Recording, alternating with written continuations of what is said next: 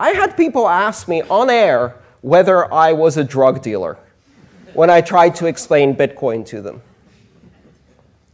They didn't ask the HSBC banker if they were a money launderer, but they asked me if I was a drug dealer. That's kind of bizarre. Alors est-ce que tout comme Andreas Antonopoulos, le fait de vulgariser Bitcoin, le fait de montrer en quoi il est important, quels sont ses intérêts, cela fait de moi un drug dealer? Peut-être. Alors quoi qu'il en soit, aujourd'hui je vais aborder les enjeux fondamentaux. Comment? Je vais parler de plusieurs points, différents points. Premièrement, l'immutabilité, la vérifiabilité des transactions, l'insensibilité face à la censure, le fait de pouvoir détenir n'importe quel montant et transporter n'importe où grâce à 12 à 24 mots, un rendement aussi extraordinaire, et à la fin, je parlerai de questions un peu plus glissantes, je dirais, avec voilà, un outil qui est anti-système, solidaire et révolutionnaire, et cerise sur le gâteau, on verra ça à la fin. Pour ce faire, je vais m'appuyer sur l'article que j'ai rédigé il y a un peu plus de 24 heures, ça me permettra d'être plus clair sur tous les aspects. Au passage, si tu souhaites consulter tout ça, tu as juste à aller sur la page YouTube et cliquer sur Medium. Tu auras tous les articles et éventuellement la page Twitter X. Alors, premièrement, l'immutabilité et la vérifiabilité des transactions. Ici, on a un passage du livre blanc de Bitcoin et il nous informe que l'immutabilité est rendue possible grâce à la puissance computationnelle du réseau, en considérant que la majorité des nœuds validateurs sont bienveillants. Jusqu'à maintenant, cela a bien été le cas grâce au modèle d'incitation inscrit dans le consensus. De fait, une fois qu'une transaction est inscrite sur la chaîne de blocs, il faudrait une puissance de calcul absolument extraordinaire, et c'est le cas pour la modifier. À l'heure actuelle, le taux de hachage est de 500 milliards de milliards. Voilà, c'est ce qui est réalisé comme calcul par seconde. Et un simple ordinateur, à noter, un simple ordinateur peut être capable de dépasser le million de hachages par seconde. On est très loin des 500 milliards de milliards. Et il faut également savoir que si on souhaite préserver entre guillemets, la falsification du registre, il faudrait que cette puissance de calcul démentiel tienne, ne soit pas spontanée, dure un petit instant. Et pour le fork, n'hésitez pas à aller sur l'article, raison de plus, vous aurez, là j'ai mis un article de Cryptos qui explique ce que c'est en détail. Secondement, l'insensibilité face à la censure. Alors, il est possible d'être totalement insensible à la censure et pour ce faire, il faut télécharger le logiciel Bitcoin Core et se synchroniser avec le réseau. Donc, ça demande pas mal, je crois que c'est 65 gigas, si je dis pas de bêtises. Peut-être que je dis une grosse bêtise, il faudrait que je vérifie. Ça, c'est peut-être supérieur, mais en tout cas, l'idéal c'est d'avoir un disque dur pour pouvoir télécharger l'intégralité de la blockchain. Ensuite, il faut aller sur Sparrow Wallet et relier son nœud pour ne pas dépendre d'un nœud public, car les nœuds publics peuvent être désactivés. Là, on est indépendant en quelque sorte en procédant de cette manière. De même, là, vous avez un tutoriel, si jamais vous pouvez effectuer cela. Troisièmement, avec 12 à 24 mots, on peut détenir, préserver et transporter n'importe quel montant, et ce, n'importe où. Voilà, c'est ça aussi qui est très puissant avec Bitcoin. Peu importe aussi vos capitaux, que vous déteniez 1000 $ ou 100 millions de dollars, ça n'a pas vraiment d'importance dans ce cas-là, surtout si vous êtes sûr de vous, ça c'est sûr, il faut être sûr de soi. Mais l'idée c'est de dépendre uniquement de soi-même. Aussi, il faut prendre en compte un aspect, c'est le single point of failure. L'idée c'est de diminuer un maximum les points de défaillance, en quelque sorte les fragilités, les points que les attaquants peuvent potentiellement exploiter pour dérober les fonds, ou voilà, en général ce sera ça pour dérober. Et n'oublions pas que si cette phrase est perdue ou oubliée, vous aurez plus aucun moyen de récupérer vos fonds en fait, tout simplement. On peut mémoriser éventuellement les mots et détruire les supports physiques, c'est un choix. Et heureusement, il existe des méthodes de mémorisation très efficaces. Ça peut se faire. 24 mots, c'est pas... Bon, 12 mots, encore moins. C'est vraiment pas compliqué. Et ce que j'aime personnellement, c'est que ça laisse libre cours à notre imagination pour sauvegarder les mots de manière ingénieuse. Et on peut imaginer toutes sortes de techniques pour cacher ça. Quatrièmement, un point qui fait pâlir plus d'une personne, c'est le pourcentage annuel de rendement moyen qui dépasse largement très loin les 30%. En réalité, lorsqu'on regarde les performances passées de Bitcoin, on s'aperçoit qu'on a un APY qui atteint les 230%. Annuellement, c'est énorme. Annuellement 230%, voilà. Et que Bitcoin qui a fait ça, c'est cette dernière décennie. Et petit bonus, le stock to flow ratio de Bitcoin, très impressionnant.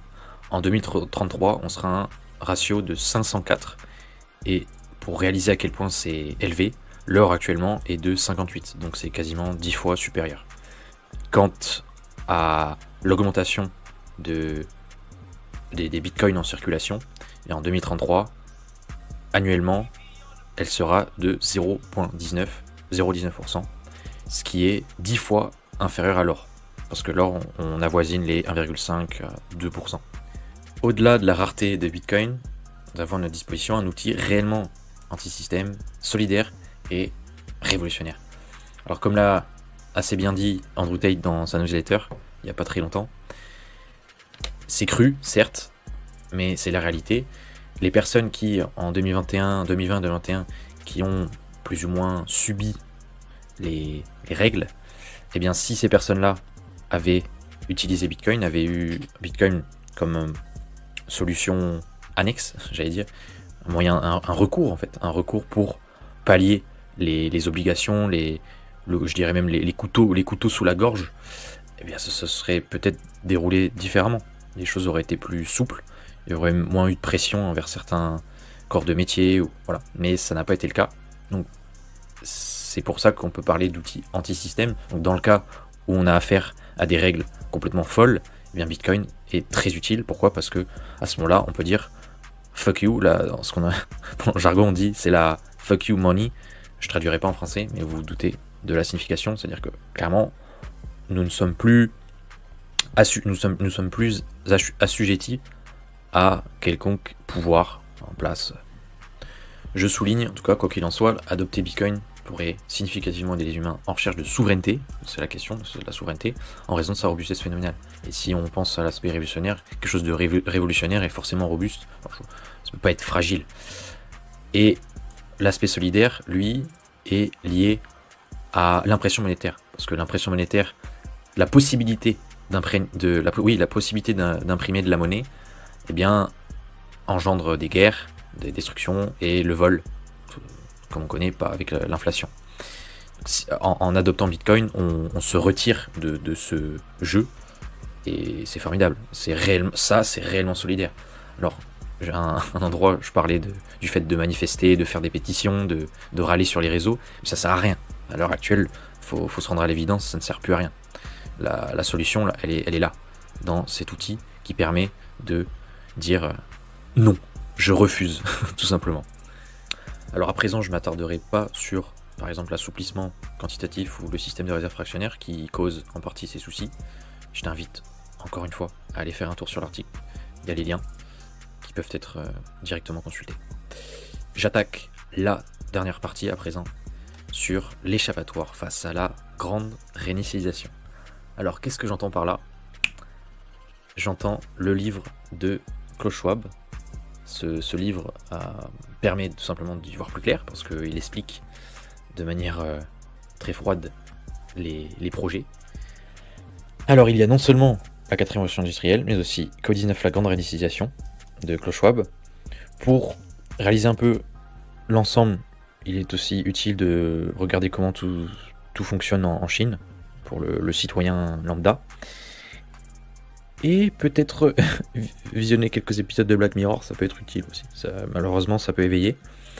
On a aussi les livres cultes d'Huxley et d'Orwell, 84 et Le meilleur des mondes, pour aller encore plus loin dans le terrier du lapin blanc, même s'il n'est pas très blanc, il est plutôt sombre. Voilà, tout ce que je peux dire sur la grande réinitialisation. Je ferai sûrement une vidéo qui parlera de tous ces aspects de manière plus approfondie. Mais étant donné qu'on risque de petit à petit vivre dans cet univers assez contraignant, pour rester doux, eh bien Bitcoin pourrait être très utile comme échappatoire. Parce que ça éviterait d'utiliser notamment les monnaies numériques des banques centrales. Je l'aborderai aussi. Mais entre l'identité digitalisée et les monnaies numériques des banques centrales, si tout est blockchainisé, eh bien là, la seule limite, en fait, c'est l'imagination des personnes aux commandes. Et c'est là où c'est très dangereux. La seule limite, à partir de là, on pourrait dire que c'est la boîte de Pandore, quoi, tout simplement. Alors je vais conclure, maintenant on est presque à 10 minutes. Pour devenir sa propre banque, il faut amasser le plus possible de BTC dans un portefeuille self-custodian wallet, comme Sparrow Wallet, ainsi qu'éventuellement avoir son propre nœud à jour sur Bitcoin Core et le relier au portefeuille. Donc c'est déjà très bien d'avoir son portefeuille à garde personnelle en français, mais avoir son propre nœud c'est ultime. Un hardware wallet MK4, donc ça ce sont les portefeuilles à froid uniquement qui sont utilisables aussi uniquement avec BTC sont une bonne solution. Ces portefeuilles sont une très bonne solution parce qu'ils ne sont pas connectés à internet, c'est très difficile à pirater ou quoi que ce soit. Enfin, comme je dis dans l'article, si tout cela doit se réaliser, eh bien, je vous souhaite d'ores et déjà beaucoup de courage et je vous souhaite d'être ancré avec votre fort intérieur parce que avoir du Bitcoin c'est bien, mais ça c'est peut-être encore mieux. N'hésite surtout pas, si tu as une remarque, tu peux me laisser ça dans les commentaires. Si le contenu te plaît, n'hésite pas à t'abonner et à laisser un j'aime pour que l'algorithme soit content. Et ce sera tout pour moi aujourd'hui. Je te souhaite une excellente journée, une excellente soirée et à très bientôt. Bye bye.